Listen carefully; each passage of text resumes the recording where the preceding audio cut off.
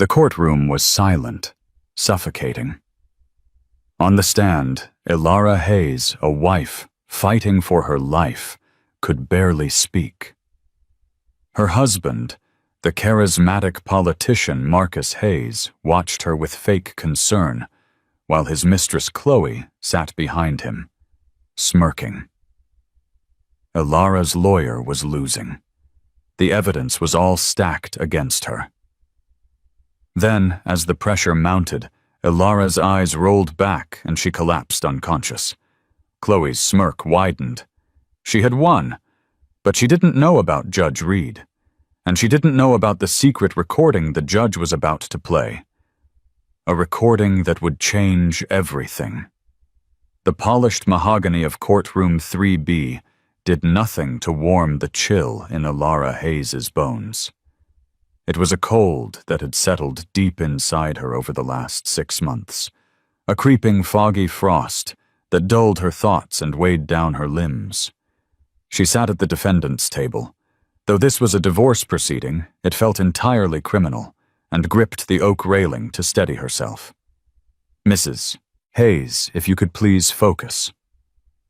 The voice belonged to Benjamin Croft, her husband's lawyer. He was a shark in a $5,000 suit, all predatory angles, and a voice that managed to be both smooth and serrated.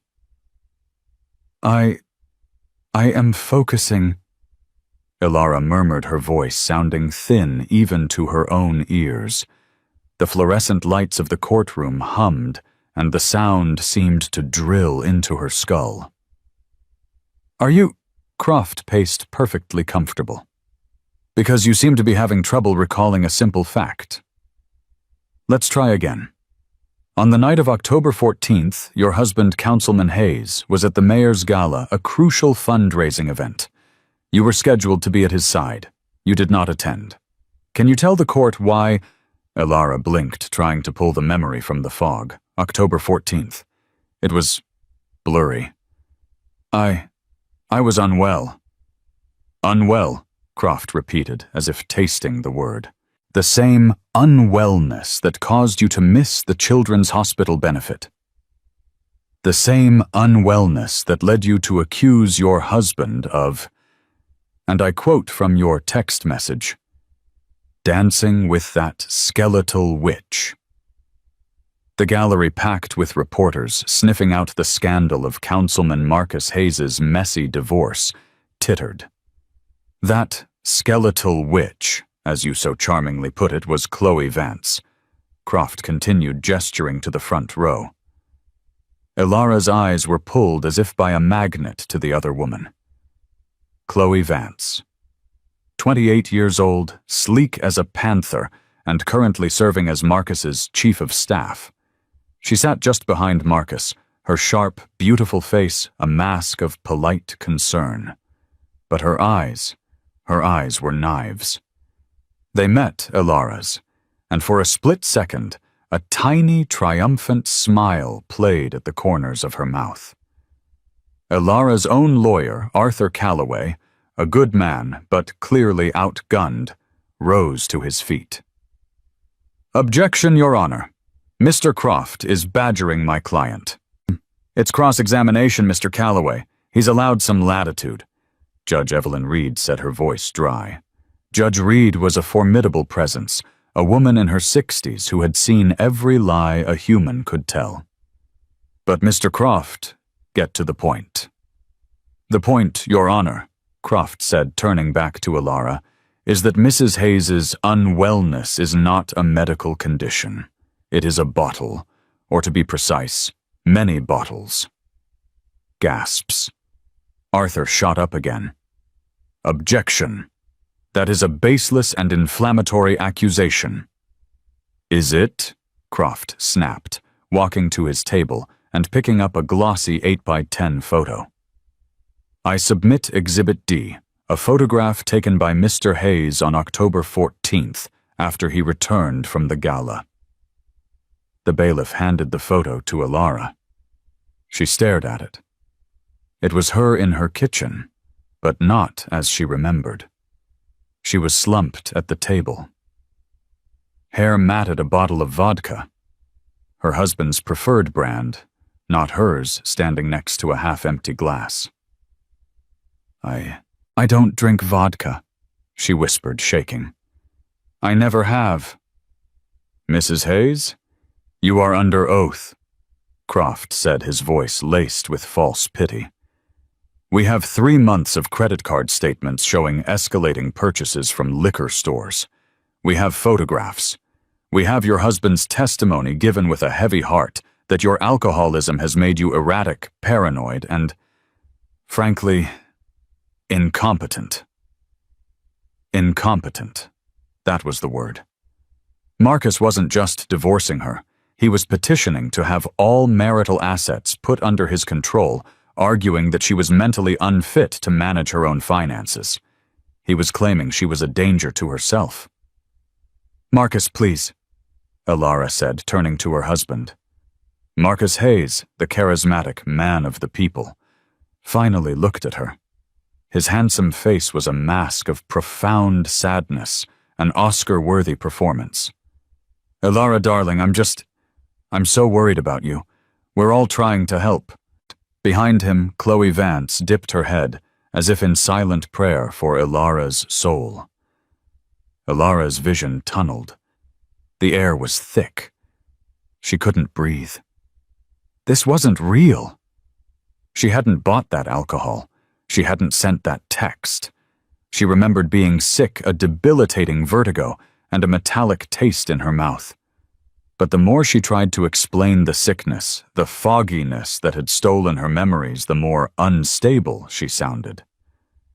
My client has been seeing doctors, Arthur Calloway stammered, shuffling papers. They can't find a cause. They suspect chronic fatigue or a guilty conscience, Croft shot back. Your Honor, Mrs. Hayes has systematically tried to sabotage her husband's mayoral campaign, wasted marital assets, and is now putting on this pathetic display. We ask for the petition to be granted. Judge Reed looked at Elara, her gaze sharp and analytical. Mrs. Hayes, do you have anything to say to this? Elara opened her mouth. She needed to fight. She needed to tell them about the real Marcus, the man whose eyes went cold when the cameras were off. The man who just last week had calmly told her, "No one will ever believe you, Elara. You're a mess. I'm the future." But all that came out was a strangled sob. The room was tilting. The hum of the lights was now a roar. She looked at Chloe, at that perfectly sculpted face. And Chloe? Chloe smiled. It wasn't a small smirk this time. It was a wide, glorious, triumphant beam. A smile that said, "You're finished. It's over. He's mine. Everything is mine." That smile was the last thing Elara Hayes saw before the world dissolved into blackness. The sound of a body hitting the floor was a sickening, hollow thump. "Elara!" Marcus Hayes roared, leaping from his seat with the agility of a man half his age.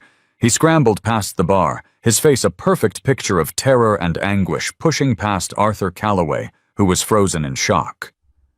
"Bailiff, medical assistance, now."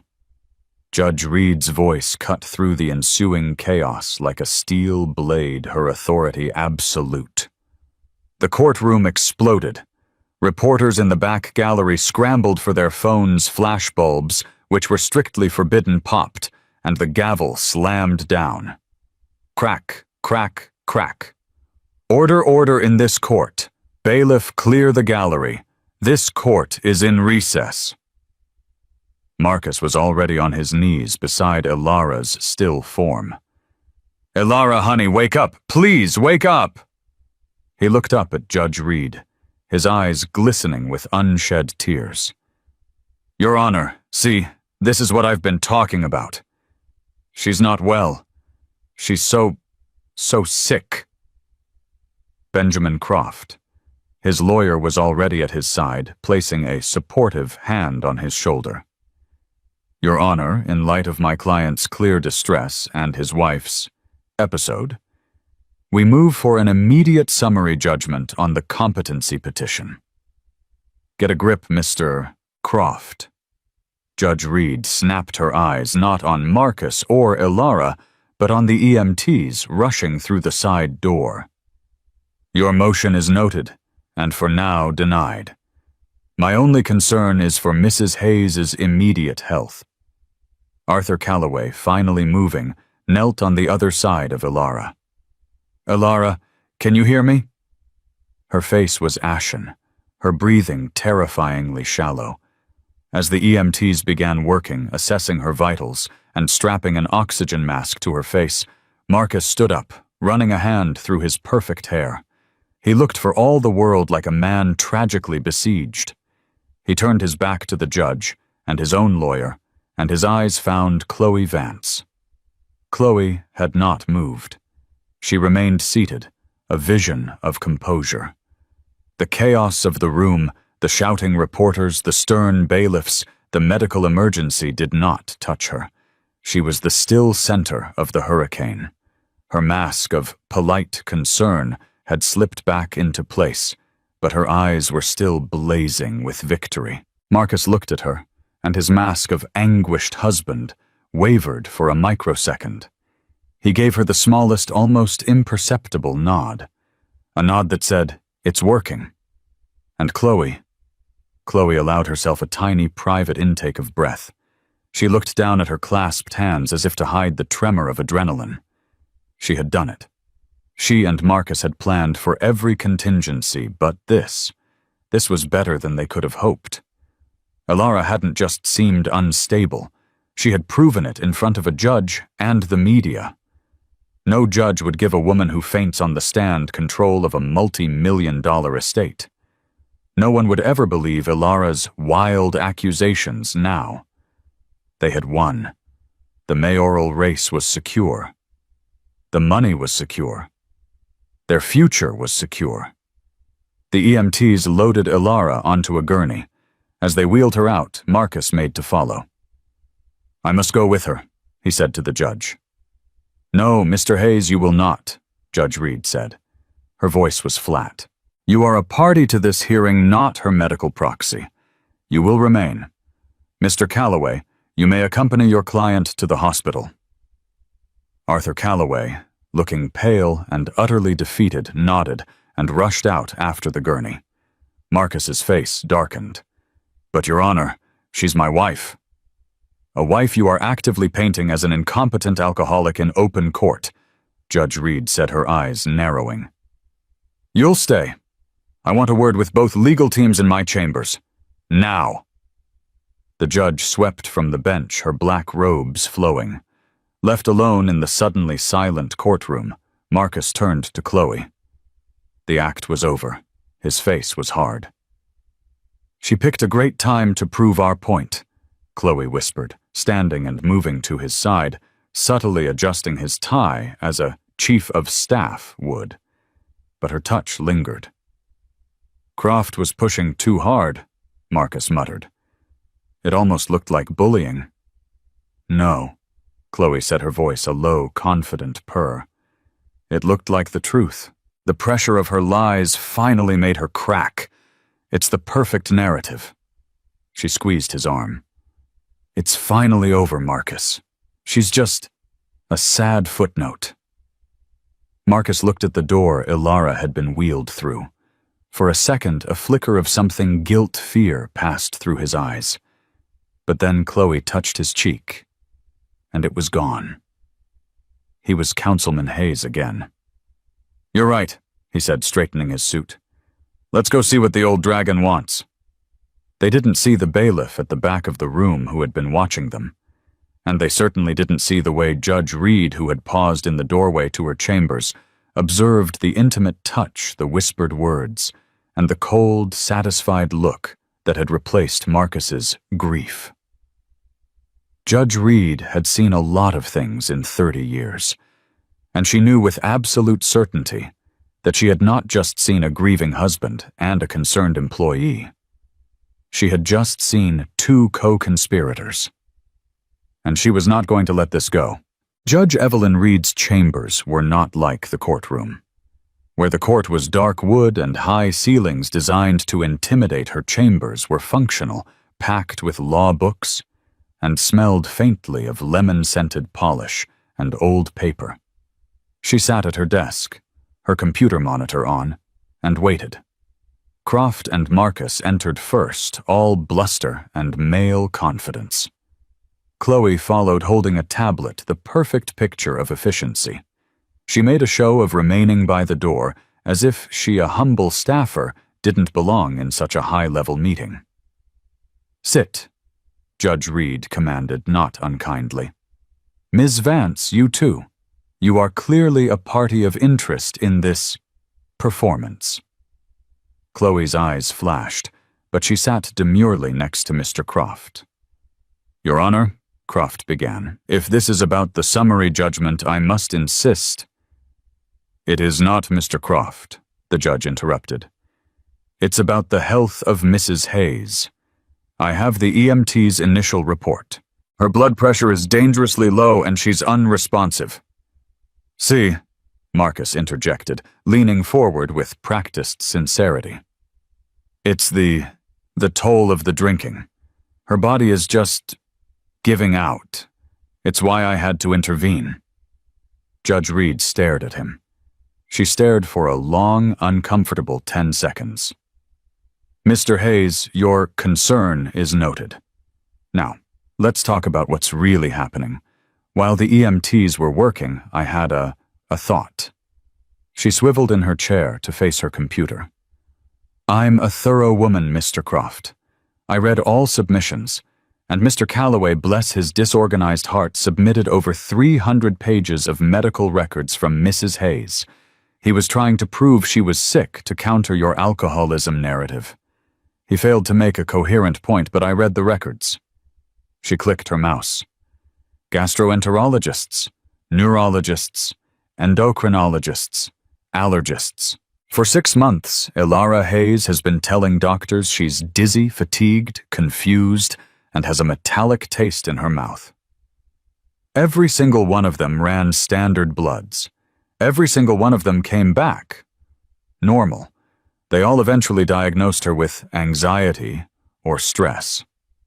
"Exactly," Croft said, shrugging. "The stress of her own lies. Or," Judge Reed said, her voice dropping, "the stress of being slowly poisoned."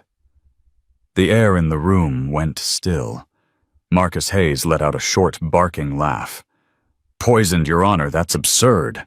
That's the kind of paranoid fantasy Ilara would— Oh." He stopped, realizing his mistake. He'd just called the judge paranoid. Chloe's face went white. Not pale. White. A stark, papery white that made her skin look like a mask. "It's an interesting theory," Judge Reed continued, as if she hadn't noticed their reactions. "So when Mrs. Hayes fainted, I took the liberty of calling the hospital, St. Jude's. I spoke to the ER attending, and given her symptoms, her unresponsive state, and the context, I didn't order a standard toxicology screen. I ordered a full-panel heavy metal and atypical compounds test." Croft was on his feet. "Your Honor, you have no basis. That is a complete overreach of judicial authority. You are prejudicing this case." "Sit down, Mr. Croft," Judge Reed said, her voice ice. "I am a judge, but I am also a citizen. I see a woman collapse in my courtroom. I am entitled to be concerned. And when that woman's husband and his staffer look like they've just won the lottery instead of perhaps witnessing a tragedy, my concern heightens." Marcus's face was now a mask of rage. "How dare you? I love my wife." "Do you?" Judge Reed said. "We'll find out, because the test results are being rushed, but there's something else." She reached into her desk drawer and pulled out a simple padded manila envelope. It had no return address. It was postmarked 2 weeks ago. "This arrived at my chambers," she said, tapping it. addressed to me personally. In the interest of justice, Hayes divorce. I receive crank mail all the time. I almost threw it out. She opened the clasp and slid out a single, small, black USB thumb drive. I viewed its contents in a secure environment. I thought it was a hoax, a deepfake, as the kids say. It was disturbing, and more importantly, it was completely inadmissible. Chloe Vance, who had been frozen, suddenly made a small noise, a tiny gasp. Her eyes were locked on the thumb drive. It was fruit of the poisonous tree, as you know, Mr. Croft, Judge Reed said. A recording made without the consent of all parties, potentially illegal, definitely inadmissible. I couldn't use it. I couldn't mention it. She held up the thumb drive. I couldn't until 10 minutes ago. What do you mean? Marcus said, his voice now a strained whisper. I mean, said Judge Reed, her eyes locking on him, that this recording alleges a very specific, very unusual crime. A crime that would produce a very specific, very unusual set of symptoms. Symptoms like dizziness, memory fog, confusion, and a metallic taste. Symptoms that would, in a high-stress environment, cause a person's system to simply crash. She stood up. The evidence on this drive was unusable until it was corroborated by an independent, legally obtained piece of evidence, like, for instance, a blood test from St. Jude's Hospital, the one I just ordered. She walked to the door. Court will resume in 1 hour. I am having Mrs. Hayes's hospital reports piped directly to my monitor by court order. And if they show anything, and I mean anything, that corroborates the contents of this drive, I am reopening the case, not as a divorce proceeding, but as a criminal one. She looked at Chloe. Ms. Vance, you look ill. Perhaps you should get some water. The color was flooding back to Chloe's face in splotchy red patches. I'm fine, Your Honor. Good. Judge Reed opened the door. Mr. Croft, Mr. Hayes, I'll see you in court. As they filed out, Marcus grabbed Chloe's arm, his fingers digging in. What is on that drive? He hissed. I don't know, she whispered back, her voice shaking. It can't be. He said he handled it. He said the PI was gone. Who? Marcus demanded. David Chen. Chloe breathed her eyes wide with a new dawning horror. The PI Ilara hired. The one who bugged your office. I thought you said he lost his license and all his evidence. Marcus's face went gray. He remembered. The PI David Chen. The ex-cop. He had been handled. His office was ransacked. He was threatened. He'd been reported to the state board on a trumped-up charge. He couldn't have any evidence. Unless he'd made a copy. He's bluffing, Marcus said more to himself than to Chloe. She's bluffing. The old witch is bluffing. But as he walked back to the courtroom for the first time in his life, the man of the gilded people was sweating. David Chen was not in the courtroom. He was 2 blocks away, sitting in a windowless office above a check-cashing place, nursing a lukewarm coffee. His PI license was indeed suspended. His career was for all intents and purposes over. It had all started 6 weeks ago. Ilara Hayes had hired him. She'd been different then. Foggier than she was now, but still sharp. I think my husband is cheating on me, she'd said, her hands twisting in her lap. But it's more than that. I think he's glad that I'm sick. Sick? David had asked. I can't explain it, she'd whispered. I'm just disappearing, and he just watches me, he and his new assistant. David Chen had been a cop for 20 years. He knew a victim when he saw one. He also knew a predator. Getting the photos of Marcus and Chloe was easy. A cliché. A fancy dinner at Ambrose, a 5-star hotel check-in. He had the case wrapped in 48 hours. But Ilara's words haunted him. He's glad that I'm sick. So David did something illegal. He planted a bug.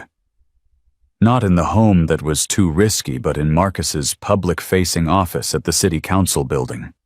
He justified it as a public interest measure. This man was running for mayor.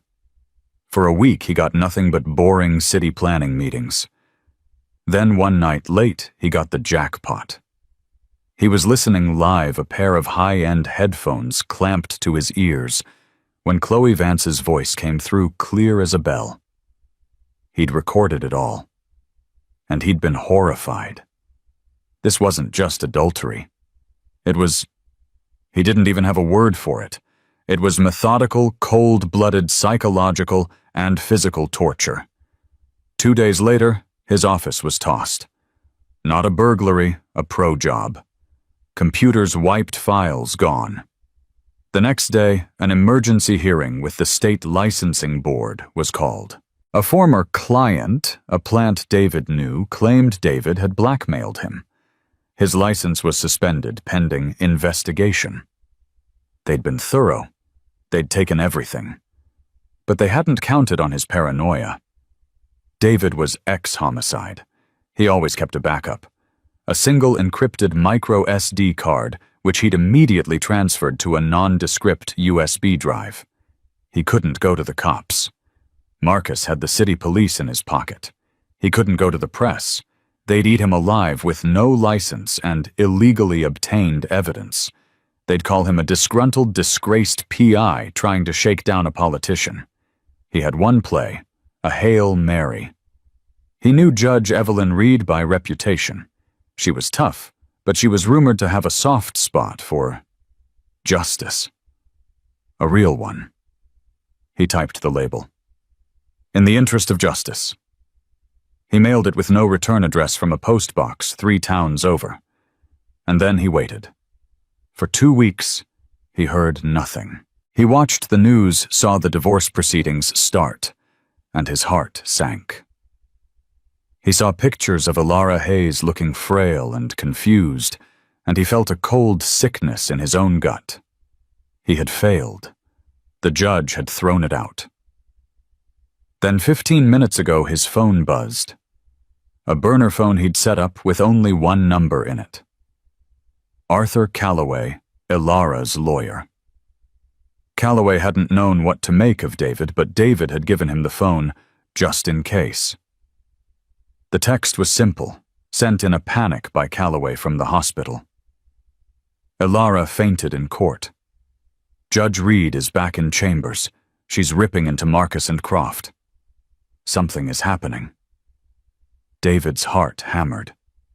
He grabbed his jacket. It was time to stop hiding. He might not have a license, but he was still a witness. He walked out of his office and headed for the courthouse.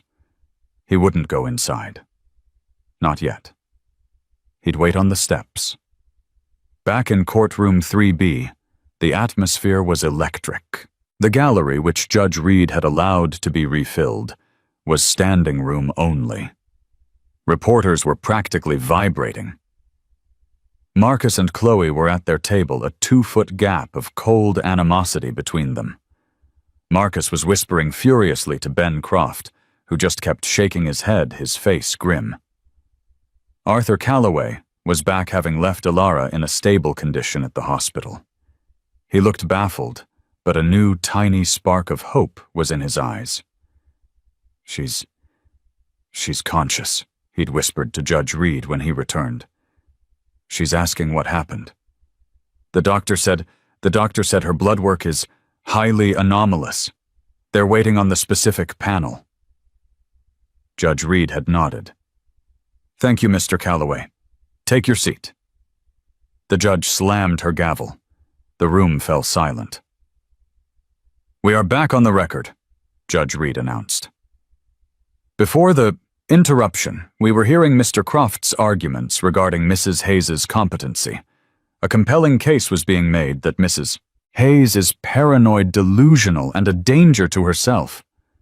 She paused, looking directly at Marcus. However, she continued, a new piece of evidence has been presented to this court. It is unusual. It is a recording which was submitted anonymously. I had until now ruled it inadmissible, but new information has come to light which directly corroborates the claims made in this recording. Croft shot to his feet. Your Honor. What information? We have a right to see. You will, Mr. Croft, the judge said. A fax machine in the corner of her dais whirred to life. The bailiff walked over, retrieved a single sheet of paper, and handed it to her. Judge Reed read the paper. Her face, already stern, became a mask of cold fury. She looked up. She looked at Marcus. She looked at Chloe. The information, Mr. Croft, she said, her voice shaking with controlled rage, is the preliminary toxicology report from St. Jude's Hospital. Mrs. Hayes's blood contains elevated levels of lithium orotate. Not the prescription kind, but the wellness supplement kind.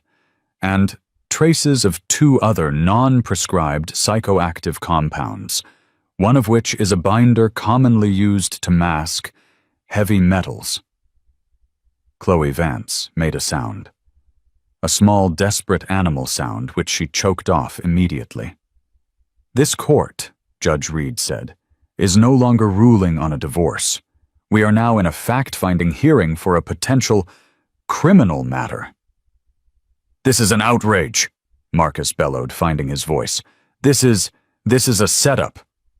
Is it Mr. Hayes? Judge Reed said. Let's find out. She looked at the bailiff. You may play the recording. Your Honor, I object. This is illegal. It's... Croft was yelling, but Judge Reed ignored him. The objection is noted, Mr. Croft, and it is overruled. The health and safety of a citizen of this state supersede your client's privacy. Play it. The bailiff hit a key. A large speaker hooked up to the court's AV system clicked on. A hiss of static. And then, Chloe's voice. Clear, sharp, and impatient. The smile was gone. The silence in the courtroom was absolute. It was so quiet that the pop and hiss of the audio feed before the voices began sounded like gunshots. Then, it started. Chloe's voice. She's still not getting worse fast enough. Marcus, are you sure you're using the full dose? A gasp went through the gallery. Ben Croft turned and stared at his client, his mouth open, Marcus's voice. I'm using exactly what you told me. 2 drops of the binder in her morning tea and a full capsule of the lithium broken into her wellness smoothie. She said it tasted off yesterday.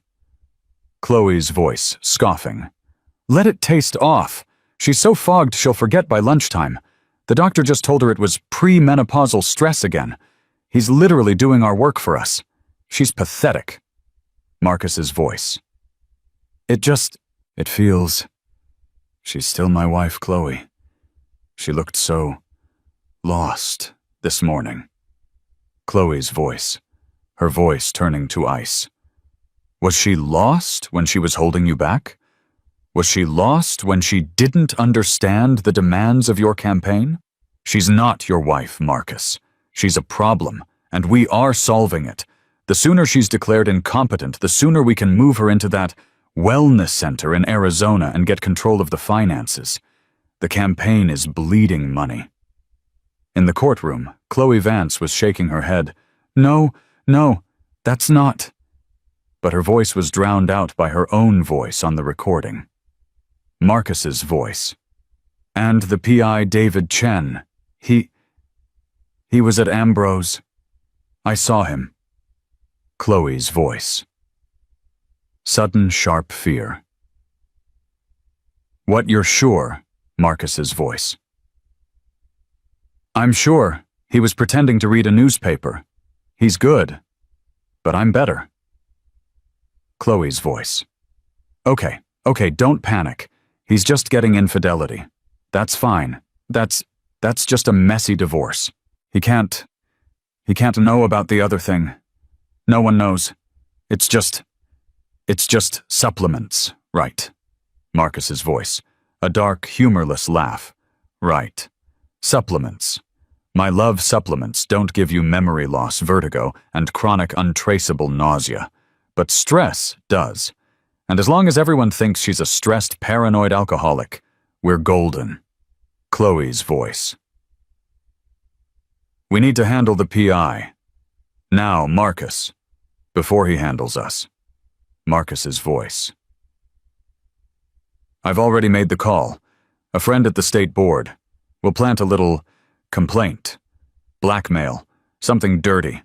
We'll ruin his reputation, suspend his license. By the time he surfaces, all his evidence will be the ravings of a disgraced hack. No one will ever believe him. Just like no one will ever believe her. The recording continued. It was 12 minutes long. 12 minutes of pure sociopathic planning. They discussed the specific brand of lithium orotate chosen because it was all natural and wouldn't show up on a standard drug test.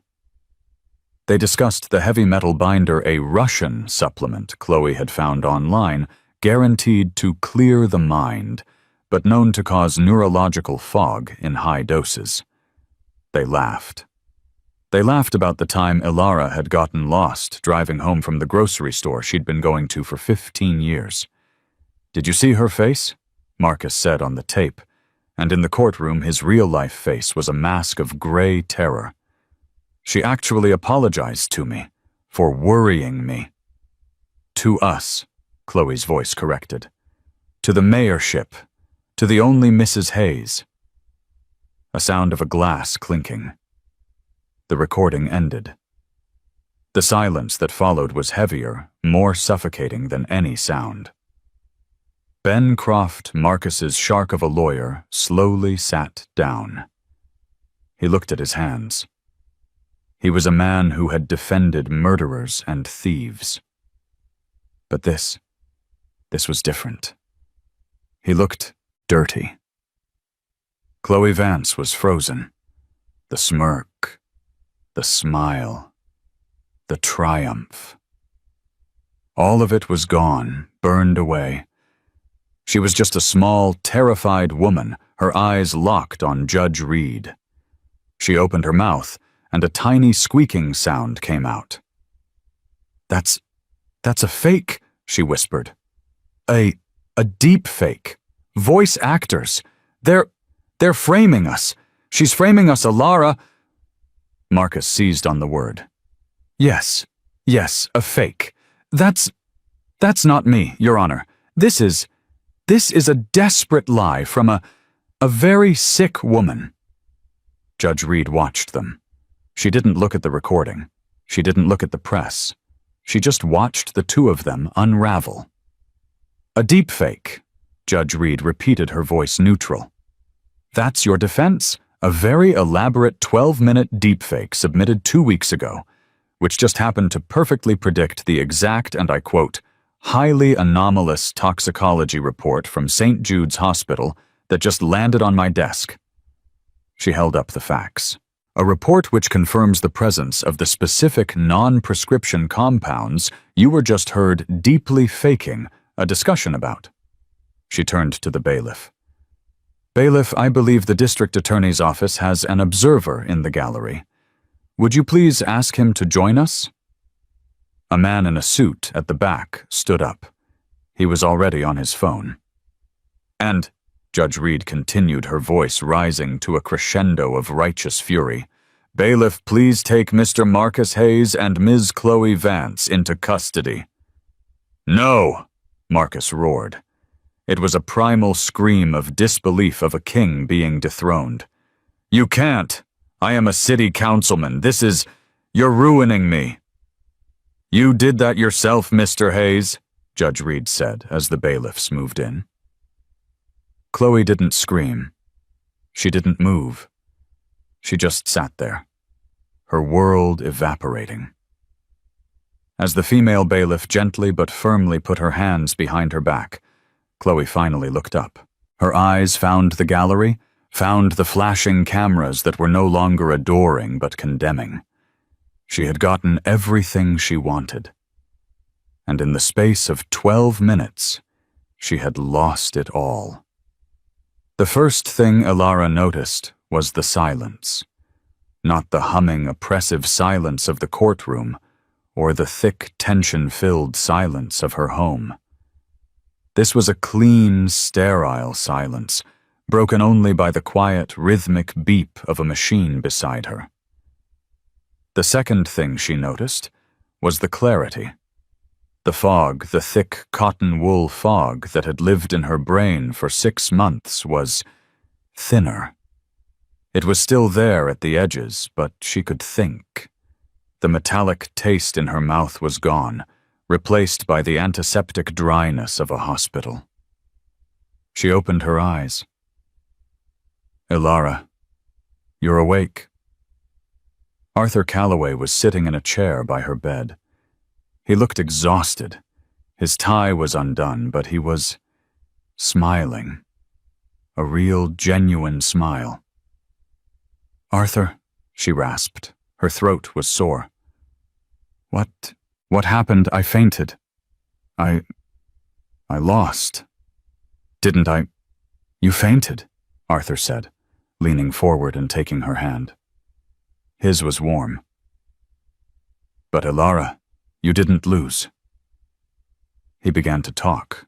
He told her everything.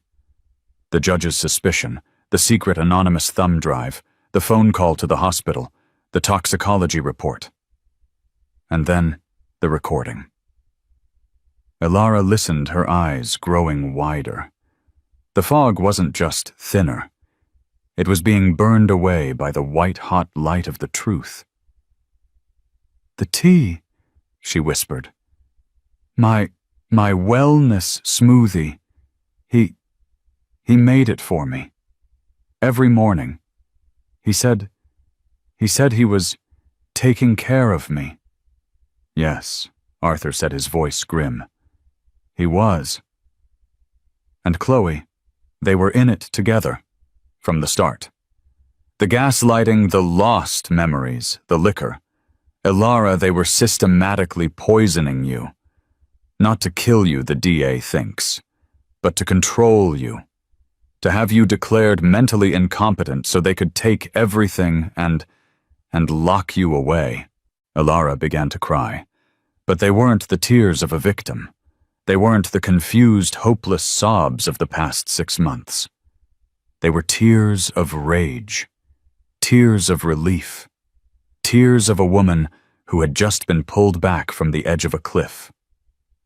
They're arrested, Arthur said. Judge Reed had them taken into custody right from the courtroom. Conspiracy to commit. Well, a lot of things. Attempted assault, fraud, perjury. The list is long. The DA is having a field day. Councilman Hayes's career is over. Chloe Vance's. Life as she knows it is over. The recording, Elara said, her mind, her clear mind, working. Where did the judge get it? A PI, Arthur said. A man named David Chen. The one you hired. But I thought he vanished, Elara said. They vanished him. Suspended his license, ruined him. But he was smart. He kept one copy. He sent it to the judge. He took a huge risk. He's a hero, Elara. A knock on the door. A uniformed police officer. And behind him, David Chen. David looked older than she remembered. Tired, but he stood tall. Mrs. Hayes, he said, his voice quiet. I'm so sorry I couldn't stop it sooner. Elara looked at this man. This disgraced, broken man who had saved her. Who had believed her when no one else would, when she hadn't even believed herself. She pushed herself up on her elbows. Mr. Chen, she said, her voice stronger than she'd heard it in a year. You didn't just stop it. You finished it. Thank you. David Chen nodded, a small, sad smile on his face. The DA is dropping the charges against me. And, Judge Reed mentioned something about judicial commendation. My license should be back by Monday. Elara lay back against the pillow. The beep of the heart monitor was steady. Strong. She was free. She had been in a cage. A gilded cage built by her husband and locked by his mistress. They had tried to convince her she was the one who was sick. They had tried to convince her she was crazy. They had smiled and smirked as she faded away. But they had underestimated her. They had underestimated David Chen. And they had most definitely underestimated Judge Evelyn Reed. Arthur, Elara set her eyes on the sterile white ceiling. Yes, Elara. When I'm discharged, I want you to file a new suit. Not a divorce, an annulment on the grounds of fraud. And then, I want you to file the biggest civil suit this city has ever seen. I want to take everything. Arthur Calloway, for the first time in a month, laughed. I think that can be arranged, Elara. She closed her eyes. Not in exhaustion, but in preparation. The fog was gone. Elara Hayes was back. The fallout was not a wave, it was an atomic blast, and the courtroom where Judge Reed had dropped the bomb was ground zero. The City Herald's front-page headline was a single four-letter word set in 90-point font, poison. Beneath it, a side-by-side photo, Councilman Marcus Hayes, smiling and waving on the campaign trail, next to the gray, slack-jawed mugshot taken just hours before. The story, which included a full verified transcript of the 12-minute recording, eviscerated the city's golden couple. The political fallout was immediate and absolute. The mayor, a man who had staked his own re-election on endorsing Marcus, held a stammering, sweaty-palmed press conference. I am appalled, sickened. This is not the man I knew. This is a betrayal, a sickness, a depraved act that the party, we disavow. Completely. In his 50th floor office, Benjamin Croft the shark was looking at his own hands. He had known in his gut that Marcus was a liar. He was paid to defend liars. But this was different. He hadn't been a lawyer. He'd been an accessory. He'd been the tool a monster used to try and bury his wife. The dirt, he felt, wasn't just metaphorical. He buzzed his secretary. Diane, take a release. Effective immediately, I, Benjamin Croft, and my firm are resigning as counsel for Mr. Marcus Hayes, citing a fundamental and irreparable breakdown in the attorney-client relationship. We will be cooperating fully with the district attorney's office.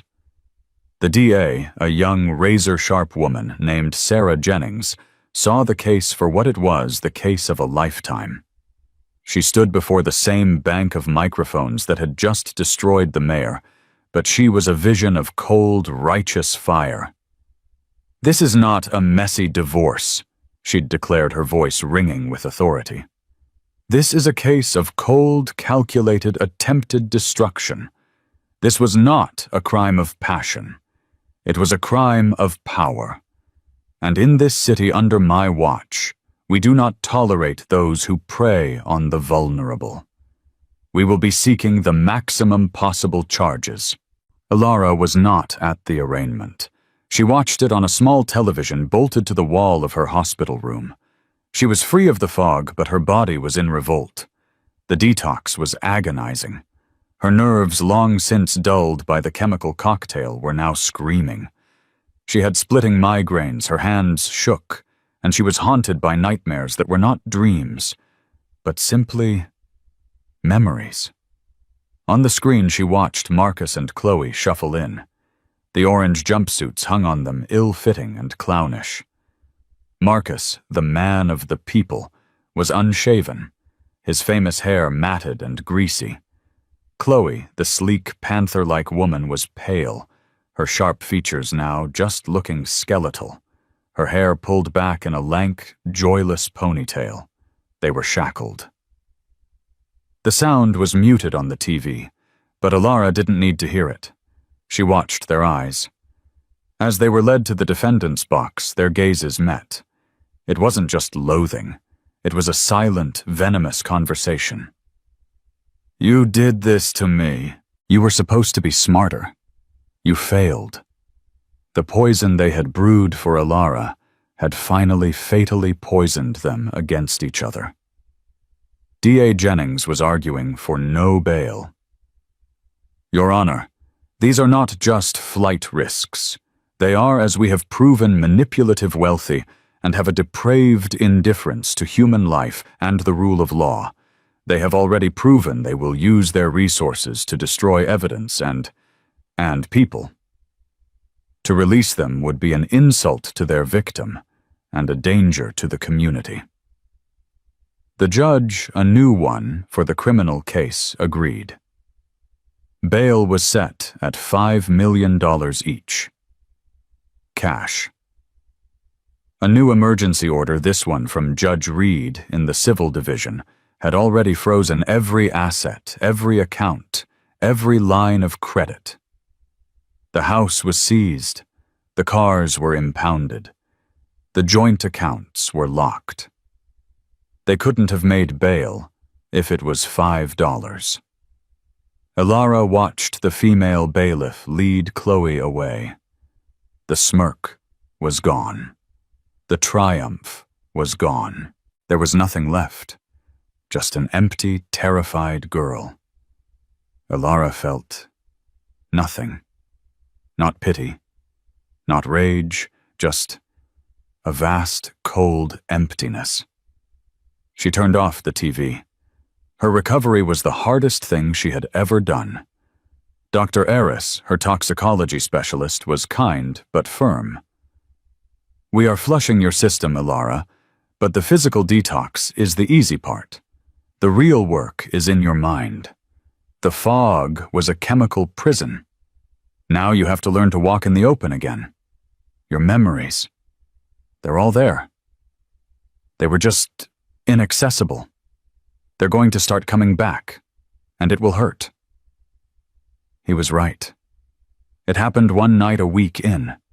She was trying to read a book, but the words swam. She closed her eyes. And she was back. Not in the courtroom, but in her kitchen. 6 months ago. She's holding a glass of water. It's a hot day. She's so thirsty. "Darling," Marcus says, his voice like silk. He's holding her wellness smoothie. That metallic-tasting health drink. "Don't fill up on water. Drink this. I made it. Especially for you." She remembers smiling at him, thanking him. "You take such good care of me, Marcus." "Always," he'd said, kissing her forehead. His eyes, she now remembered, were cold. So cold. She broke down, not in rage, but in grief. She grieved for the woman who smiled and drank the poison.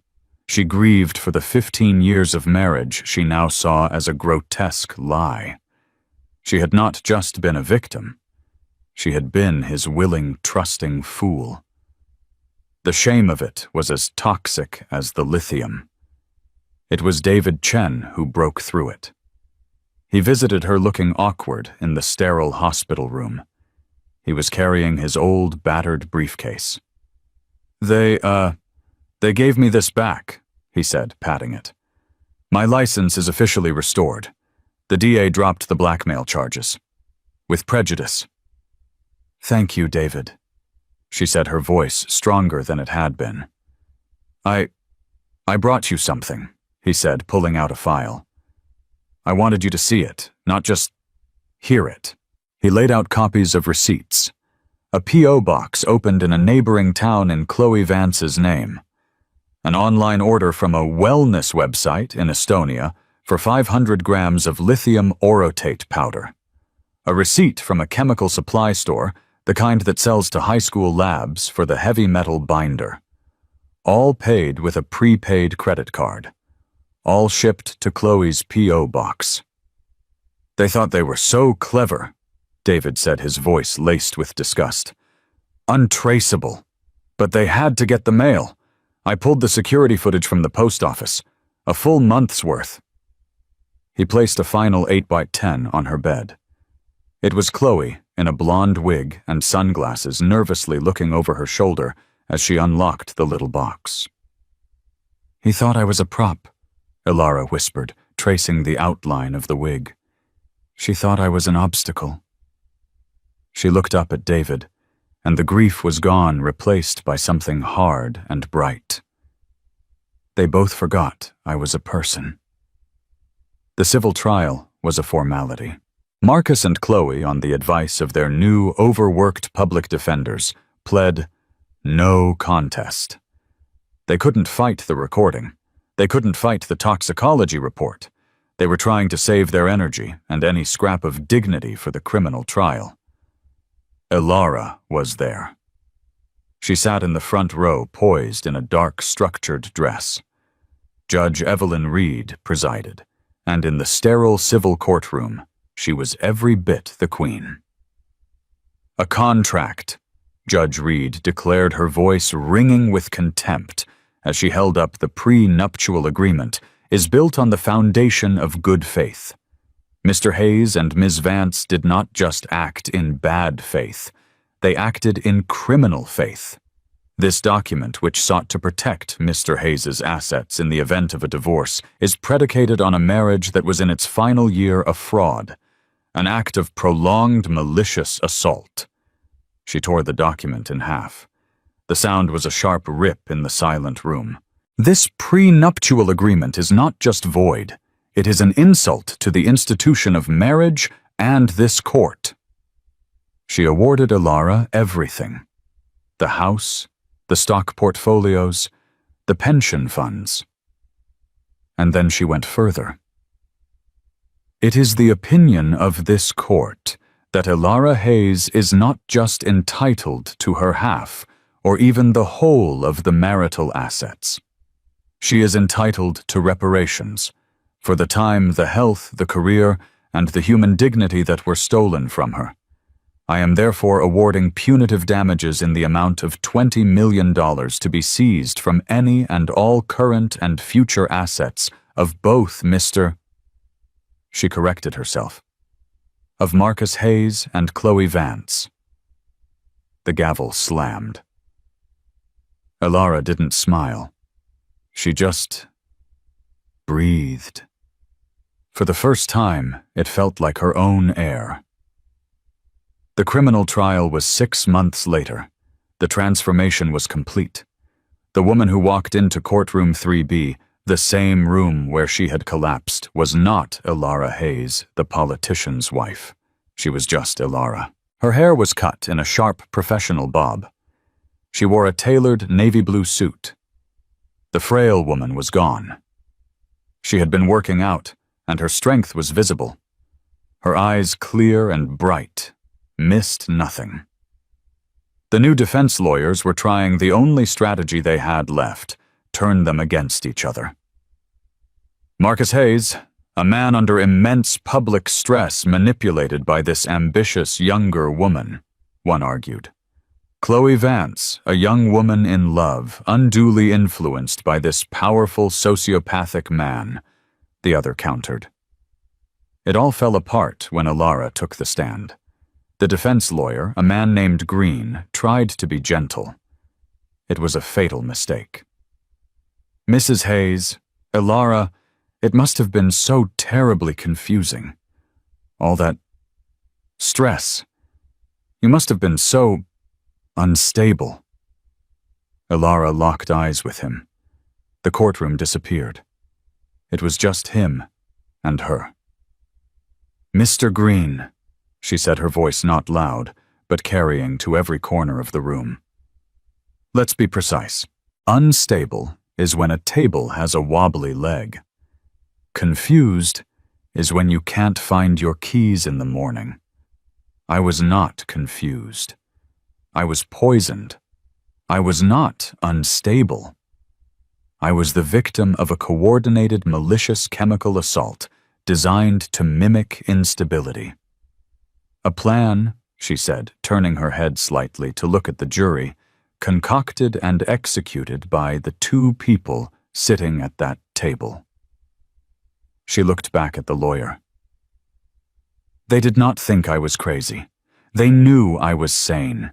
They worked methodically for 6 months to make me crazy, to erase me. She leaned forward, her voice dropping, but a cold fury burning in it. They failed. I am still sane, and I am still here. Do not ever call me unstable again. Mr. Green looked at his notes. He looked at the judge. He looked at the jury, who were all staring rapt at Ilara. No further questions, Your Honor. He sat down. The jury was out for 45 minutes. Guilty. On all counts. Conspiracy. Aggravated assault. Fraud. Perjury. Marcus Hayes collapsed. The man of the people was gone, replaced by a weeping, whimpering shell. He tore at his restraints, his face purple. He screamed at Chloe. It was your idea, you witch. You told me it was safe. You ruined me. And Chloe, who had been empty, looked at him. And a horrifying, dry, broken laugh came out of her. My idea. Oh, Marcus, you loved it. You loved watching her fade. You loved it more than you ever loved me. The mutual destruction was complete. Judge Reed, who had requested to preside over the sentencing, was grim. You two represent a fundamental failure of the human heart, a darkness this court cannot comprehend. You will serve as an example. Marcus Hayes, 15 years. Chloe Vance, 12 years. Ilara stood on the courthouse steps. The media swarmed, but this time it was a different energy. It was respect. Mrs. Hayes, how do you feel? What's next for you? Ilara held up a hand. The crowd went silent. For 6 months, she said, her voice carrying in the clear afternoon air. I was told I was crazy. I was told I was sick, I was weak. Today the court confirmed what I and a few good people knew all along. I was none of those things. I am a survivor. A reporter shouted, What about David Chen? Ilara's face softened just for a second. Mr. Chen is a man who understood that justice isn't just a word in a law book. It's an action. His license was restored. His reputation is clear. She took a breath, a small, proud smile touching her lips. And his new firm, Chen and Hayes Investigations, opens on the 1st of the month. That got a gasp. She didn't wait for another question. She walked alone through the sea of reporters who parted for her. She didn't get into a limo. She walked to a simple dark gray sedan, got in, and drove herself away. The victim was gone. Ilara Hayes was finally at the wheel. In the end, it wasn't just about the recording. It was about a system that failed Ilara, until one person, Judge Reed, decided to look closer. It was about a man, David Chen, who lost everything, but still did the right thing. And it was about a woman who was pushed to the absolute brink, who was systematically erased, but who still had the strength to come back. The smiles of the wicked are always the first to fade when the truth comes to light. Marcus and Chloe thought they were writing her ending, but they just wrote their own. What did you think of Judge Reed's incredible move? Let me know in the comments below. This story is a powerful reminder to always trust your gut and to fight for the truth, even when the world is trying to tell you you're crazy. If you were on the edge of your seat, please hit that like button. It really helps the channel. And don't forget to share this video with someone who loves a story of justice being served. And finally, if you want to hear more dramatic stories of betrayal and sweet, sweet revenge, be sure to subscribe to the channel and ring that notification bell. We have new stories every week, and you won't want to miss a single one. The silence was what woke Jose Oliver. Not an alarm, not the California sun slicing through the blackout curtains of his Palo Alto mansion, but a profound, unnatural stillness. The aroma of single-origin Colombian coffee, the usual prelude to his day, was absent. He reached across the king-sized bed, his hand meeting only the cold, undisturbed silk of his wife's side. Annoyance flickered. He padded out of the bedroom, his voice echoing off the marble floors. "Alexis?" The only reply was the hum of the sub-zero refrigerator. Then he saw it. A single, perfect drop of blood near the garage door. And on the nightstand, her wedding ring sat like a silent accusation. His world, so meticulously controlled, began to fracture. The Palo Alto mansion gleamed like the cover of an architectural magazine, a symphony of glass, steel, and Italian marble that reflected everything and revealed nothing. Last night, its soundproofed walls had absorbed the chilling prelude to Alexis Ray's disappearance. It had begun, as it always did, with Jose's frustration. The Ethelred Biotech acquisition, a deal he'd called his legacy, had collapsed. 3 months of work, he'd muttered, his knuckles white around his phone as he paced the $100,000 kitchen. Gone. Because a few bleeding heart board members grew a conscience about ethical optics. Alexis moved with the rehearsed precision of a bomb disposal expert. She knew the map of his rage intimately. His jaw was a pressure gauge, the tightening of his fingers, a timer counting down. She placed his coffee, made from beans that cost more than most people's groceries for a month, on the granite island. Her designer sleeves hid the faint yellowing of last week's bruises. "Your coffee, darling," she said, her voice a practiced melody of sweetness that tasted like poison in her mouth. He didn't look up from his tablet. "The word from my source is that someone on their board got a call. An anonymous tip about our aggressive corporate culture." His eyes, cold and dark, finally lifted to meet hers. Funny, isn't it? How private matters find their way out. Alexis's heart hammered against her ribs, a frantic bird in a cage of bone. She kept her expression placid, a mask she had perfected over 8 years. "That's terrible, Jose. I'm so sorry." "Sorry?" He moved toward her, his 6'2" frame eclipsing the morning light. He was handsome in the cruel way of predators, a man whose charisma was a weapon. "You're always sorry, aren't you, baby?" His hand shot out, not in a strike, but with a deceptive gentleness, his thumb stroking her jawline. But the pressure was a reminder. "You haven't been talking to your sister again, have you? Sharing our private business? Her sister Cara, her twin, the only lifeline to a world outside this beautiful prison." Their weekly calls were heavily monitored, filled with coded language Alexis prayed Jose wouldn't decipher. "Of course not. I know the rules. Good girl." His thumb pressed harder, just below her ear. "Because rules keep us safe. They keep us together." He leaned in, his breath warm and smelling of expensive whiskey from the night before. "The Henderson deal was my baby, and when I lose something, I find something else to break. You understand that, don't you?" She gave a tiny, almost imperceptible nod. Resistance meant escalation. Escalation meant a trip to an urgent care clinic with a fabricated story about falling down the stairs. Compliance was survival. He seemed satisfied, his anger momentarily appeased by her submission. He let her go and turned back to his tablet. "I have a board meeting in an hour. Lay out my grey Armani suit and cancel your lunch with Sarah. I need you on call. This situation requires damage control."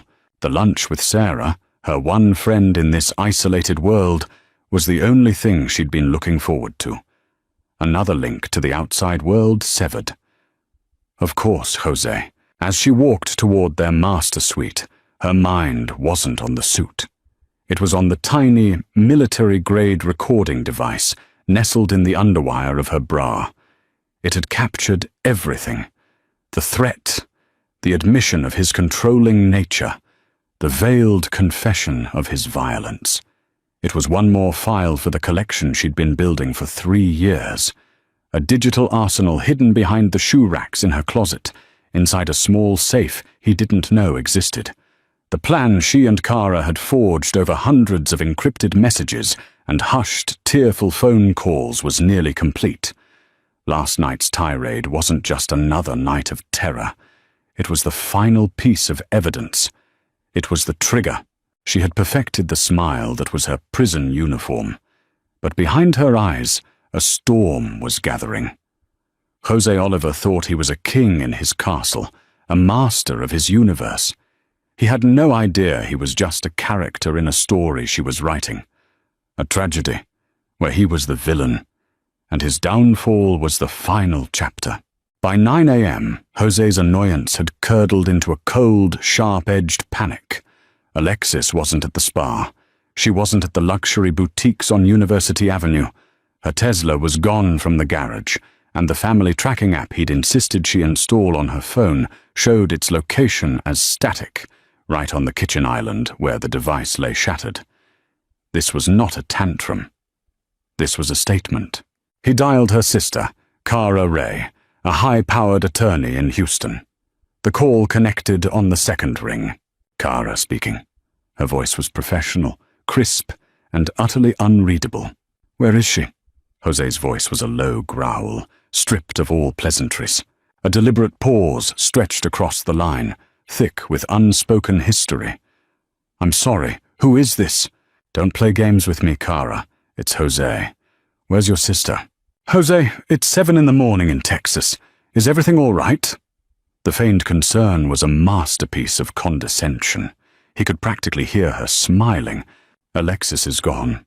Her car, some of her clothes. She left her ring. She must have called you." "Why would she call me, Jose?" Kara's voice turned cool, the professional mask dropping to reveal the steel beneath. "You made it very clear last year that you considered my influence on her destabilizing. I haven't spoken to my sister in 3 weeks, thanks to you." It was true. After he'd discovered they were using a childhood code to communicate, he'd forbidden their calls. He thought he had cut the final thread connecting Alexis to her old life. The realization that they could have found another way, that he could have been outmaneuvered, sent a jolt of fury through him. "She'll be back," he said, more to convince himself than her. "She has nothing without me. She always comes back." "Does she?" The question was quiet, but it landed like a punch. "Marcus, what did you do to her?" The name hung in the air. Marcus, their father's name. It was Kara's ultimate weapon, a name synonymous with a different kind of domestic tyranny they had both survived as children. A reminder that she saw right through him, saw the monster he shared a name with. He slammed the phone down, the sound echoing his own fracturing control. He spent the next hour on the phone with his executive assistant, Jennifer. "Cancel my morning. I need you to do something for me, off the record. Run a trace on all of Alexis's credit cards, and pull the security footage from the house server for the past 24 hours. Every camera." "Sir, is Mrs. Oliver okay?" Jennifer's voice was laced with a hesitation he'd never heard before. "Just do it, Jennifer." An hour later, Jennifer called back. Her tone was no longer hesitant. It was glacial. "Mr. Oliver, The credit cards were all cancelled yesterday afternoon. Mrs. Oliver also closed the joint savings account she had access to.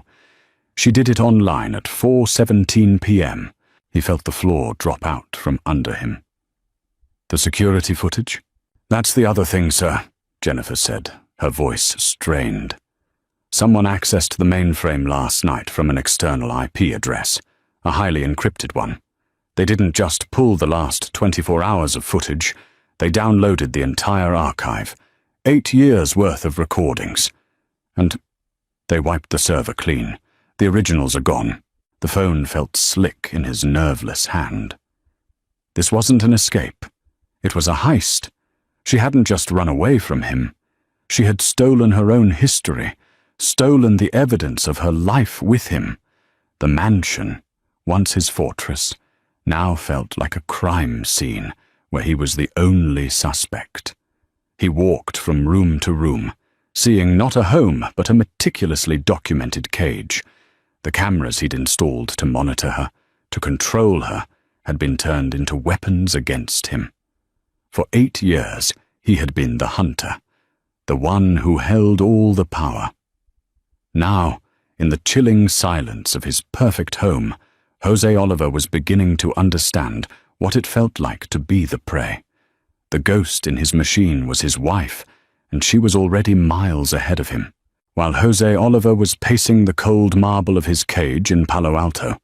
The architect of his ruin was 500 miles away, in a sleek Houston law office overlooking the city skyline. Kara Ray sat at her mahogany desk, a portrait of calm, controlled fury.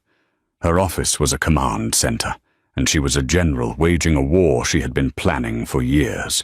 On one monitor, a secure file transfer was completing. 8 years of Jose's life, every shout, every threat, every moment of casual cruelty, now safely stored on a server he could never touch. On another, she drafted an anonymous email. The recipient list was small but potent. The 3 most influential members of the board of directors at Oliver Innovations. Her hands didn't shake as she attached the first file, a short, high-definition video clip. It was from 2 months ago. The audio was crystal clear. "You think you have a choice?" Jose's voice snarled from the speakers. "You exist in this house because I allow it.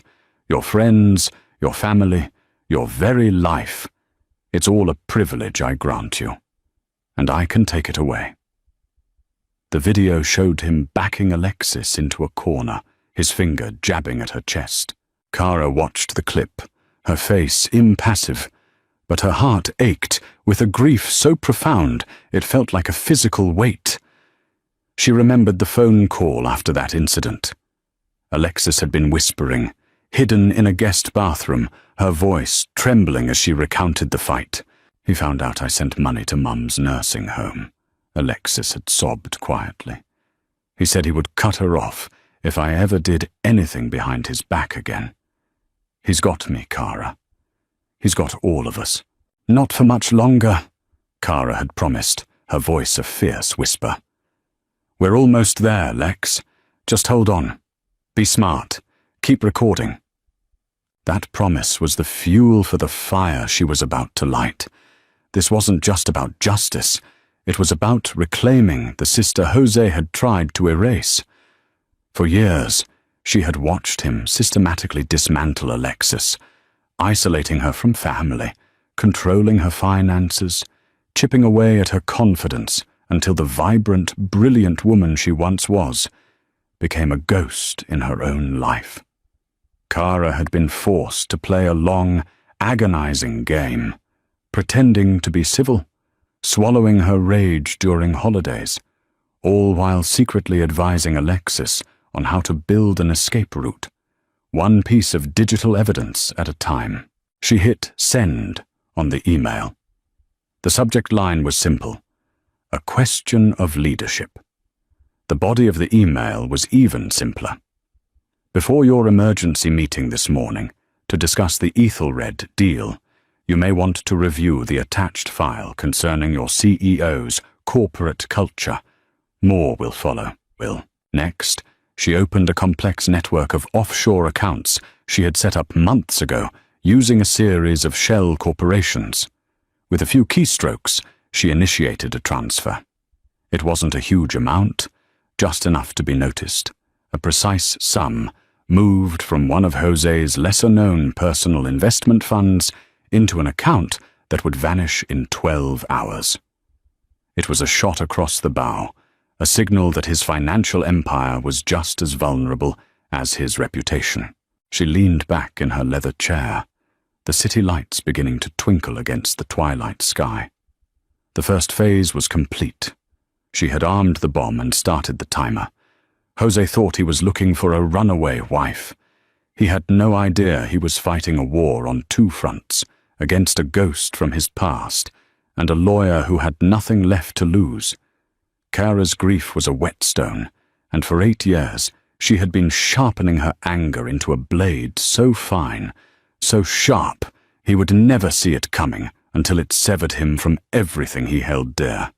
The game was afoot, and she knew every move he would make before he did.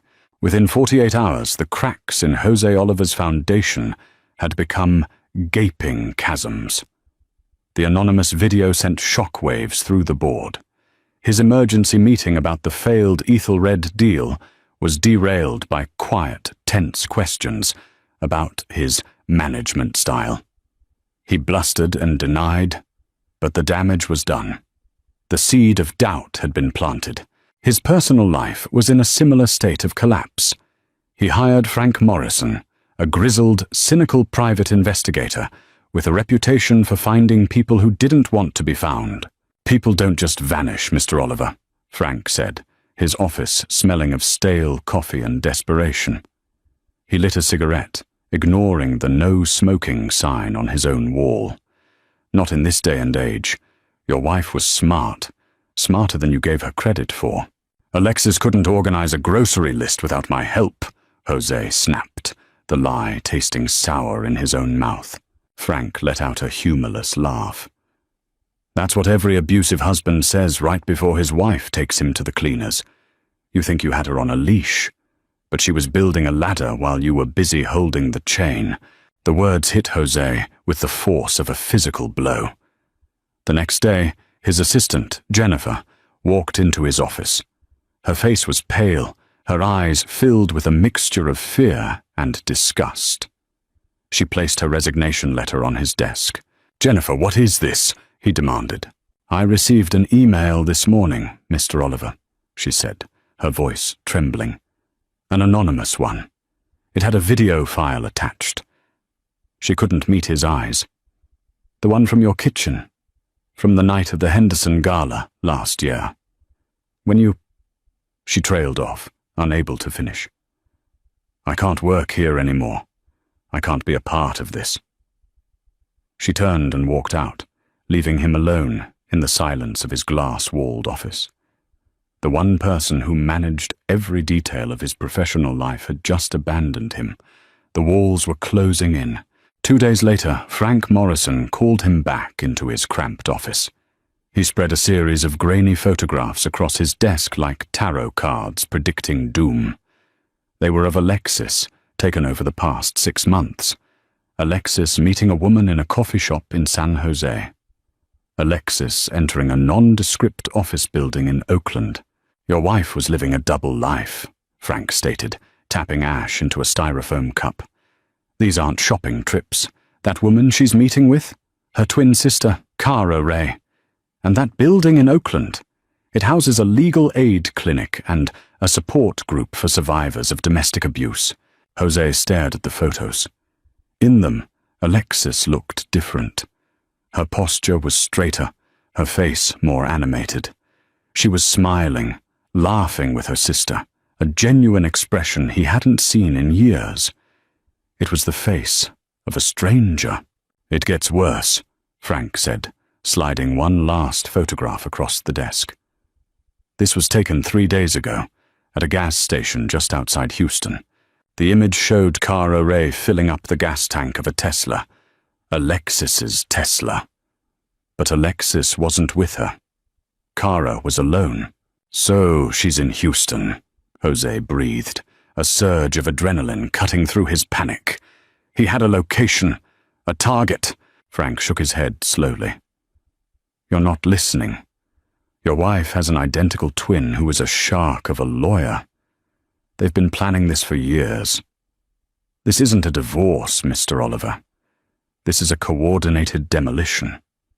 My advice, stop trying to find your wife and find the best damn defense attorney you can afford, because a storm is coming and you're standing right in the middle of it. As Jose left the investigator's office, the Palo Alto sun felt cold. The image of the two sisters laughing together was burned into his mind. He had been playing checkers, moving his pieces with brute force and intimidation. He now realized he was in a chess match against two queens, and they were already calling checkmate. He'd never even known the game had begun. Obsession became Jose's new reality. He ignored Frank's advice, consumed by the perverse need to find Alexis, to confront her, to reassert the control he was so rapidly losing. He saw her face everywhere, in the crowds on the street, in the reflections of his office windows. He spent hours rewatching the single security clip he still had from a neighbor's camera, showing Alexis's Tesla pulling out of their driveway in the pre-dawn darkness.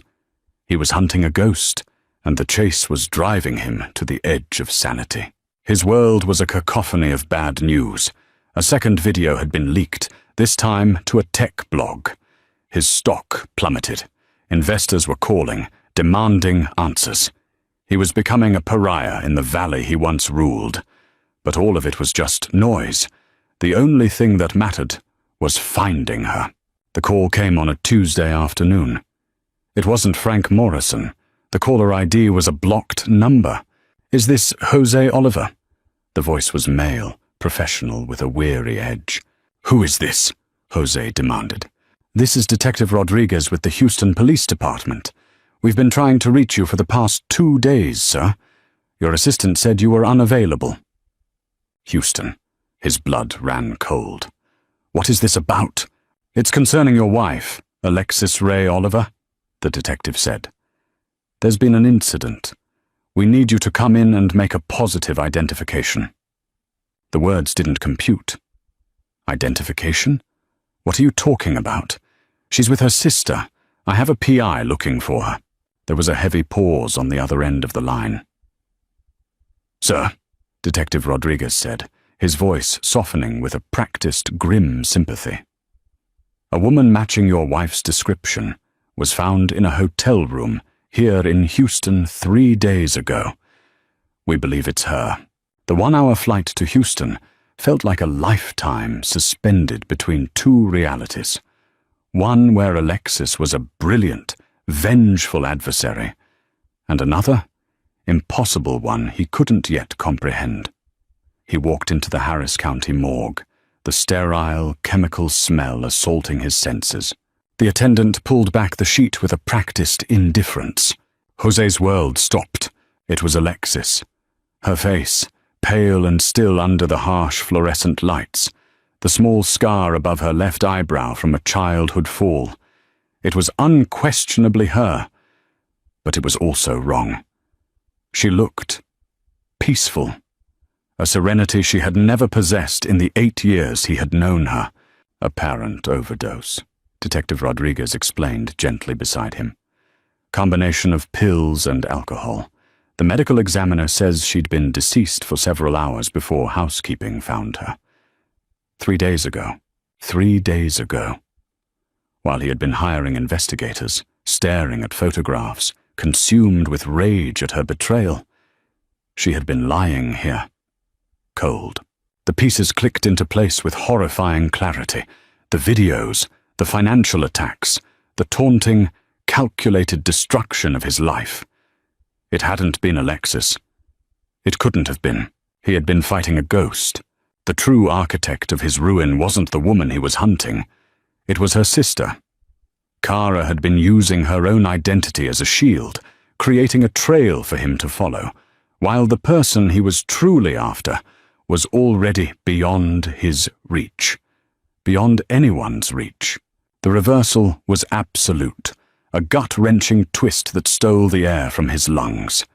He hadn't been outmaneuvered by his timid, broken wife. He had been targeted by a grieving, vengeful mastermind who was using her dead sister's pain as a weapon.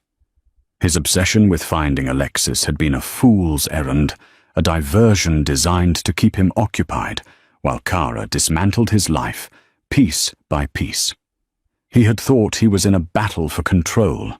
He was actually the clueless subject of a meticulously executed post-mortem revenge. "Mr. Oliver," the detective's voice broke through the fog. "Given the circumstances, and some allegations that have recently come to our attention, I need to inform you that you are a person of interest in your wife's death. The hotel room in Houston had been anonymous, sterile, a place chosen for its lack of character. It was here, 4 days before her body was found, that Alexis Ray made her final move." She sat on the edge of the king-sized bed, a constellation of purple and blue bruises blooming across her ribs and arms, hidden beneath a soft cashmere sweater. Across from her, sitting on the room's single armchair, was Kara. Her twin's face was a mask of grief and cold, simmering rage. The drive from Palo Alto had been a blur of pain and adrenaline. Every mile put between her and Jose felt like a breath of air after years of drowning. Kara had met her at a designated rendezvous point in a small town in Arizona, swapping cars and burner phones with the efficiency of spies. Now, in the quiet of the hotel room, the adrenaline was gone, replaced by a bone-deep weariness that felt older than time itself. "He broke my rib this time, Kara," Alexis whispered, her voice hoarse. She didn't need to show her. Kara, who had patched up more injuries than she could count over the years, could see it in the way she held herself, the shallow breaths she took. The Ethelred deal fell through. He came home like a hurricane. I really thought he was going to kill me."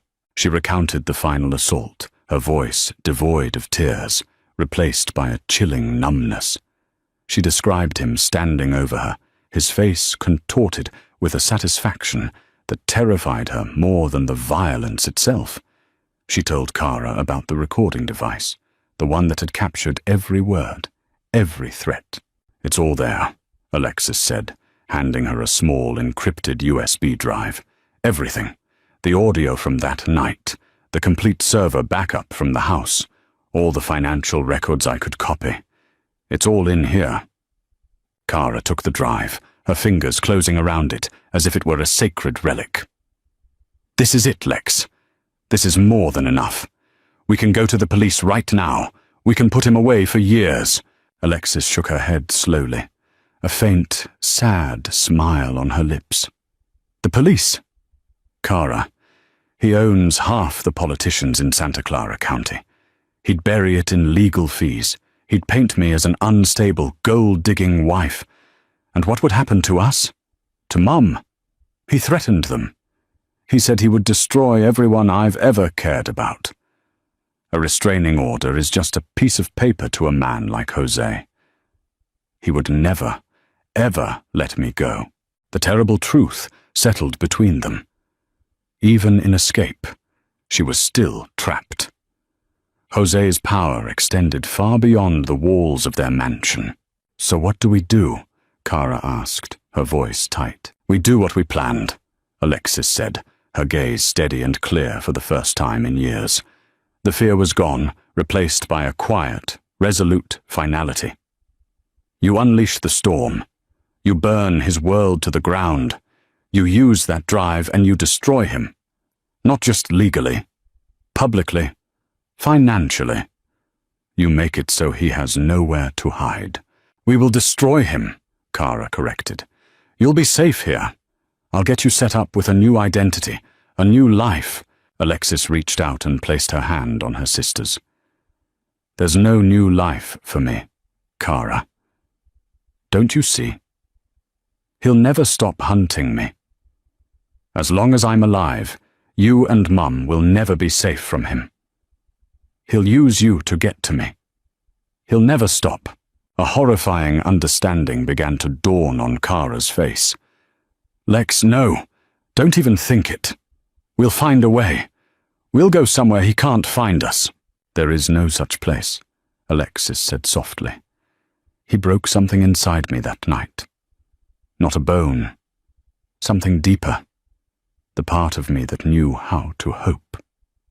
She took a deep breath, wincing in pain. He took my whole life. The only thing I have left to give is my death. Alexis, please, Kara begged, tears finally streaming down her face. No, this is my choice, my final move. My death makes me a martyr, and you my avenging angel. It gives you the moral high ground no one can question. It makes his destruction not just revenge, but justice for a dead woman. He can't hurt a ghost, Kara. And he can't use our family against me if I'm gone. She made Kara promise. A terrible, sacred vow, made in the suffocating silence of that hotel room. Promise you will finish it. Promise me you will not let him win. Promise me you will make him pay for everything. Kara, her heart shattering, gave her the promise. It was the last conversation they ever had. Alexis gave her sister the weapon, the motive, and the blessing to carry out the war. It was an act of ultimate despair, but also an act of ultimate love, a sacrifice to ensure her sister could deliver the justice she herself would never live to see. The FBI raid came at dawn. It wasn't a quiet knock. It was a battering ram splintering the custom oak of Jose Oliver's front door. 20 agents in tactical gear swarmed his pristine mansion, their boots tracking mud across the white marble floors that had once reflected his success and now only revealed his shame. Jose was dragged from his bed, the fog of sleep instantly replaced by the ice-cold shock of reality. Jose Oliver, you're under arrest. The voice belonged to a stern, dark-haired woman in a Navy FBI windbreaker. Agent Sarah Chen. Conspiracy to commit fraud, violation of federal stalking statutes, and domestic terrorism. The Miranda rights were a distant buzz in his ears as they clicked the handcuffs around his wrists, wrists that had once commanded boardrooms, now bound and powerless. Through his panoramic windows, he could see news vans lining his street like vultures gathering for a feast. The agents moved through his house with methodical efficiency, turning his sanctuary into a sprawling evidence locker. They weren't just seizing computers and phones. They were photographing the dent in the refrigerator door where he had slammed Alexis's head. They were using luminol to reveal the faint, cleaned-up bloodstains on the bedroom carpet that the housekeeping staff had missed. Every corner of his home was whispering the secrets of his brutality. "This is harassment," he protested weakly as they led him through his own living room. "My wife is dead. This is all circumstantial, a fabrication by her vengeful sister." Agent Chen paused, turning to face him. Her expression was utterly devoid of sympathy. "Your wife's twin sister has provided a very compelling case, Mr. Oliver, but the most damning evidence didn't come from her." She gestured toward his study, where 2 agents were carefully boxing up the contents of his private safe. "It came from you." A younger agent emerged, holding a manila envelope with gloved hands. He handed it to Agent Chen. She pulled out the contents, her eyes scanning them before she held one up for Jose to see. It was a photograph. One he had taken himself. A close-up of a large, ugly bruise on Alexis's shoulder, artistically framed against her pale skin. He remembered taking it, a perverse sense of pride in the mark he had left. Agent Chen shuffled through the other items. More photographs of injuries, arranged chronologically. Medical records from emergency room visits for accidents. And handwritten notes in his own meticulous script, detailing behavioral corrections and her responses to discipline. He had documented his own abuse like a research project, a case study in dominance and control. He told himself it was for their protection, proof that his actions were measured, not impulsive. Now, under the cold, harsh light of a federal investigation, he saw it for what it was. The careful record-keeping of a monster. "Jesus Christ, Oliver," Agent Chen said, her voice laced with a disgust that cut deeper than any physical blow. "You kept trophies." The word hung in the air, grotesque and undeniable. Trophies. He was escorted out the front door, the flashbulbs of the news cameras blinding him. He saw the faces of his neighbors, peering from behind their curtains, their expressions a mixture of shock and revulsion. The man they knew as the brilliant, charismatic tech visionary was being perp-walked out of his mansion in handcuffs, exposed as a violent, pathetic abuser. As they pushed him into the back of the unmarked sedan, he finally understood the totality of his defeat. Kara hadn't just exposed his crimes. She had led the authorities to the evidence he himself had so carefully curated. He hadn't just been outmaneuvered in a game of chess. He had been the one to hand his opponent the queen, the board, and the rulebook, all while believing he was the one in control. The reckoning wasn't just coming for him. It was already here, and it had been built from his own pride and cruelty. The federal courtroom was a theater, and the public execution of Jose Oliver's life was the main event. Dressed in an ill-fitting orange jumpsuit that had replaced his tailored suits, he was a spectacle of fallen power. The gallery was packed with journalists, victims' advocates, and the morbidly curious. But Jose's eyes were fixed on one person, Kara Ray, sitting in the front row, a black suit her armor, her expression as serene and unyielding as a marble statue. When the prosecutor called her to the stand, a hush fell over the courtroom. She walked with a poise that commanded attention, not as a grieving sister, but as an officer of the court with a case to build. "Ms. Ray," the prosecutor began, "can you tell the court about the evidence your sister, Alexis, collected over the years?" "I can," Kara said, her voice clear and resonant. "My sister was a victim, but she was not powerless. She was a strategist. For the last 3 years of her marriage, she treated her own abuse like a legal case she was building against her abuser. She gestured to a large screen set up for the jury. She documented everything. The first image appeared, a photo of a leather-bound journal. This contains detailed, dated accounts of 127 separate incidents of physical violence and over 1,000 examples of psychological abuse, including threats against our family. Next, she played an audio recording. It was from the night the Ethelred deal collapsed. The courtroom listened in horrified silence to Jose's chilling threats, his voice a venomous whisper promising to break her. Several jurors flinched. "He thought he was asserting his power," Kara explained, her voice steady. What he was actually doing was providing admissible evidence for a federal domestic terrorism charge. She moved on to the videos, clips from the 8 years of security footage Alexis had stolen from him. A montage of cruelty played out on the screen. Jose slapping Alexis in their kitchen, shoving her against a wall, his voice a constant barrage of insults and commands. "The defendant treated his wife as property," Kara said, narrating the horror show. "He used his wealth and technical expertise to create a high-tech prison. He monitored her calls, tracked her movements, and used corporate resources to ensure she had no escape routes. She presented financial records showing payments to private investigators to follow Alexis, receipts for spyware installed on her devices. It was a portrait of systematic, obsessive control." Jose watched, numb, as his own private brutality was dissected for the world to see. The power he'd felt in those moments had curdled into public shame. Every person in that room was seeing him for what he truly was. A pathetic coward who could only feel strong by terrorizing someone he had vowed to protect. Then Kara's composure cracked, just for a moment, revealing the raw grief beneath the legal precision. Her voice trembled as she spoke her final words. My sister knew that leaving him was the most dangerous time for a victim.